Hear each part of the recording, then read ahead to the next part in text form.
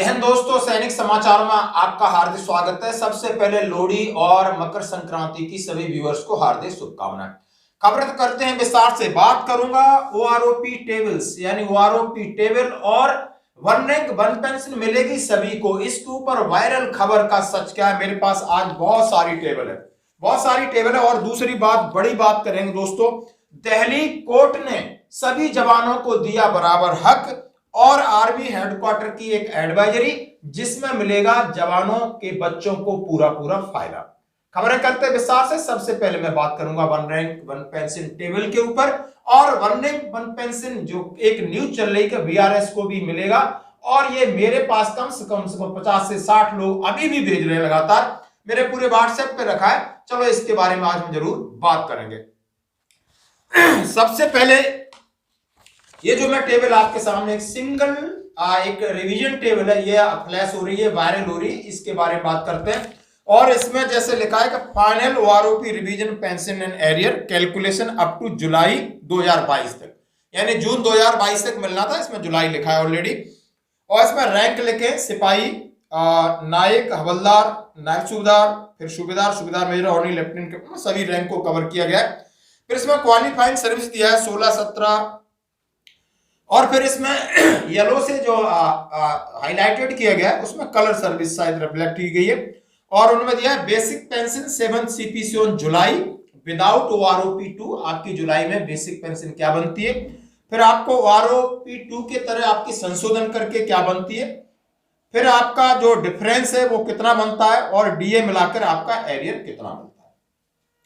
दोस्तों आप पढ़ रहे हैं सिपाही की 17 साल सर्विस में इन्होंने डीए बनाया 1,76,232 और उसकी पेंशन रिवीजन होती है ओआरओपी के साथ 21,025 पे जाके 17 साल उसकी सर्विस है, ये लिखा है। मैं हाईलाइटेड मोटा बताऊंगा।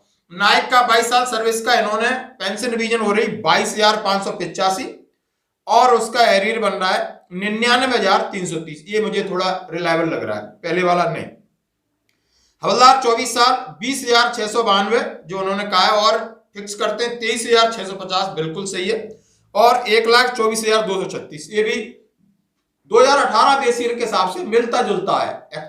ये प्रिडिक्टेड है, ये किसी ने प्रिडिक्ट किया है। मैं उस प्रिडिक्टेशन जो उसने बताया उसके बारे में बात कर रहा हूं। फिर इन्होंने नायब सूबेदार की 29,230 और जुलाई में 31,205 बता रहे हैं, जबकि बेस ईयर में 31,205 नायब सूबेदार की कहीं बेसिक पे नहीं है। और इसका एरियर आपको 82,950, सूबेदार साहब का 31,832, यानी 600 का फर्क है। नायब सूबेदार में 600 का फर्क है, एरियर सूबेदार का उससे कम है 79,884। सबसे बड़ी बात है सूबेदार मेजर को भी इन्होंने बहुत नजदीक रखा है, यानी 1,000 रुपए का फर्क रखा है। 33,370 पे फिक्स किया है, 1,31,670 दे रहे हैं। इसी तरह ऑनरी लेफ्टिनेंट को उठा करके उन्होंने 39,443 पे ले गए, 1,29,000 कुछ एरियर दे रहे हैं। ऑनरी कैप्टन को 41,300 पे ले गए और इनको 1,83,000 के आसपास एरियर दे रहे हैं। ये टेबल है, आप स्टडी कर सकते हो। लेकिन इसके साथ और एक टेबल है, फिर हम आपको पीसीडीए से बात हुआ है उसके बारे में बताएंगे। ये मैंने टेबल रख दी। अब ये टेबल्स है जो मेरे हाथ में है, सबका प्रिंट आउट लिया है। आप ये देख सकते हो हर एक रैंक को इन्होंने कवर किया है और पूरी टेबल्स को इन्होंने किस फॉर्मेट में दर्शाया है। जैसे मैं सिपाही की बात करता हूं तो इन्होंने 2016 में क्या थी, 2019 में क्या होगी, इंक्रीज कितना हुआ है, परसेंटेज इंक्रीज कितना हुआ है। फिर एक साथ 2021 में भी ले गए, रिवीजन होगा तो कितना होगा, इंक्रीज पर मंथ कितना हुआ है, परसेंटेज कितना हुआ है, एक्सपेक्टेड एरियर उन्होंने 87,000 है। इनमें उन दोनों टेबलों में तरीका भी अलग है और बहुत सारी चीजें आप जरूर इनको पढ़िए, समझिए। और मैं अब क्या बताने वाला हूं इन टेबल्स के ऊपर वो आप सुनिए जरा। तो सबने अपनी अपनी टेबल बनाई है, सब अपने अपने चैनल पे अपने अपने तरीके से डाले जा रहे हैं, जो कि मैंने आपके साथ शेयर किया। बट दोस्तों अभी ऐसी खबर है कि ये टेबल तैयार हो गई है, बिल्कुल एमओडी और फाइनेंस मिनिस्ट्री साथ पीसीडीए जाएंगी, लेकिन ये निकल के अभी नहीं आई है। कोई ये दावा करता है कि निकल के आई है, तो ये टेबल अपना अपना प्रेडिक्शन है, अपना अपना दिमाग है, अपना अपना तरीका है और इस तरीके से वायरल हो रही। इनकी अभी कोई सच्चाई नहीं है, इनकी अभी कोई सच्चाई नहीं। यदि ध्यान से पढ़ोगे तो उसमें एक नहीं कई सैकड़ों गलतियां हैं। अब लोग अपने चैनल पर डाल रहे हैं, मैं अपने व्यूअर्स को बताना चाहता हूं इस झांसे में बिल्कुल ना आए, थोड़ी सी तसल्ली रखें होगा। दूसरी चीज मैं आपके साथ फिर शेयर कर रहा हूं, प्रधानमंत्री जी का भाषण है और ये एक एनडीटीवी चला रही है और जिसपे सीधा सीधा बोले जा रहे हैं कि नहीं बीआरएस वालों को भी मिलेगा और तमाम चीजें सब लोग बराबर भेज रहे हैं कल से, और वो लोग भेज रहे हैं जो उम्मीद कर रहे हैं उन्हें नुकसान हो रहा है। लेकिन उन्हें बता दूं इसके ऊपर मामला चल रहा है और चलेगा, कोर्ट ने एक रास्ता खोल दिया है। लेकिन ये जो खबर है ये बहुत पुरानी खबर है, ये 2014, 15, 16 जब भी है, आप ये पुरानी खबर को आपको वायरल कर रहे हैं और थोड़ा सा गुमराह हो रहे हैं। तो ऐसी चीजों से रहिए सावधान। मैं इनको बिल्कुल सपोर्ट नहीं करता हूं और ये मेरी समझ से बाहर है। आप मेरे व्यूअर्स हैं, आपने मुझे भेजा, मैंने अपना क्लैरिफिकेशन इस समाचार के जरिए आपको दिया। दोस्तों दूसरी बड़ी बात कहते हैं कि दिल्ली हाई कोर्ट ने कहा है कि सभी जवानों को मिलेगा बराबर अधिकार, चाहे वो सैनिक बल है चाहे अर्धसैनिक बल है। ये बहुत बड़ी अच्छी शुरुआत है। जैसा कि इसके बारे में बता रहा हूं, एनपीएस सिस्टम यानी न्यू पेंशन स्कीम और old pension system. Old pension जैसे आप समझ सकते हो आर्मी, एयरफोर्स, नेवी को मिलता है, बाकी इनको एनपीएस के साथ कवर किया था जो पैरामिलिट्री फोर्सेस हैं जिसको बोलते हैं CAPF, central armoured police forces.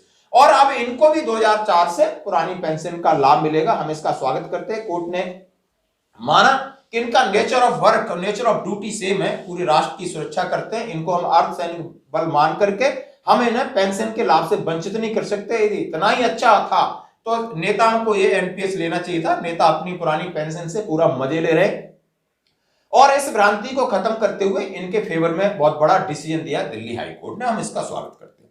Last में एक बात कहते हैं, जैसे मैंने कहा एक एडवाइजरी एमओडी से निकली है और ये निकली है कल 10 जनवरी 2023 को। Adjutant general branch integrated headquarter MoD defence office complex से निकला है। हर एक जगह हर एक कमांड्स को उन्होंने भेजा है। सब्जेक्ट है आईसीआईसीआई बैंक प्रोविजनरी अफसर programme for Veer Naris and children of army, Indian army persons. दोस्तों आईसीआईसीआई बैंक के साथ एक करार हुआ, इन्होंने एक लेटर का रेफरेंस 14 दिसंबर 2022 का दिया है। इसमें लिखा है कि आईसीआईसीआई बैंक ने एक करार साइन किया है और इसमें वो फैसिलिटीज देने जा रही है कि जो भी वीर नारीज के बच्चे हैं, डिफेंस पर्सनल है, वीर नारी और अग्निवीर है जो 4 साल फौज छोड़ के आते हैं, इनके लिए मैं प्रोविजन, जो पीओ समझते हो बैंक में प्रोविजनरी अफसर होता है, उसके लिए कोर्स कंडक्ट करने के लिए मैंने करार साइन किया है और इसमें सभी को फायदा होगा और ये कंडक्ट करेगी बेंगलोर में मणिपाल ग्लोबल अकादमी बैंकिंग और financial service Bangalore Karnataka. I has been observe that निकोट पार्टिसिपेशन, उन्होंने देखा है, मैंने देखा है कि ये बहुत सारे करार हो जाते हैं बट सैनिकों के बच्चे हैं, वीर नारीज के बच्चे हैं, इसमें आगे नहीं आते। बहुत सारी वैकेंसी होती है, इनके लिए बहुत सारा प्रावधान हमने बनाया और लोगों को अवेयरनेस ही बताने के लिए आर्मी हेडक्वार्टर ने चिट्ठी निकाली है, यूनिटों में भी सर्कुलेट हुई है और जो भी एक्स सर्विसमैन है, वीर नारीज है या जो अग्निवीर हैं, वो सब समझ सकते हैं। अपना नॉलेज के लिए ये सारी चीजें रखें, आपके लिए अपने भाइयों के साथ शेयर करें। आज की खबर में इतना ही, बने रहिए हमारे साथ। जय।